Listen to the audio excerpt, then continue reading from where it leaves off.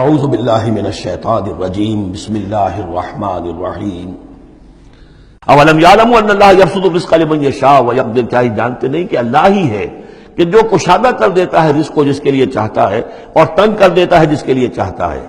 ویقدر ان فی ذلک لآیات لقوم یؤمنون، یقیناً اس میں نشانیاں ہیں ان لوگوں کے لیے کہ جو ماننے والے ہیں۔ قل یا عبادی الذین اسرفوا، اس صورت میں یہ دو مرتبہ آیا ہے۔ قل یا عبادی الذین آمنوا پہلے آیا تھا اور اب آیا ہے قل یا عبادی الذین اسرفوا علی انفسہم۔ اے نبی کہیے اے میرے وہ بندو جنہوں نے اپنے اوپر ظلم کیا ہے۔ تمہاری اب تک کی غفلت کی زندگی، اگر تم نے یہ زندگی غفلت میں گزار دی ہے، اب بھی ہوش میں آ جاؤ۔ جنہوں نے اب تک ظلم کیا ہے اپنے اوپر، قل یا عبادی الذین اسرفوا علی انفسہم لا تقنطوا من رحمت اللہ، اللہ کی رحمت سے مایوس نہ ہو، ان اللہ یغفر الذنوب جمیعا، اللہ تعالیٰ سارے گناہ معاف کر دے۔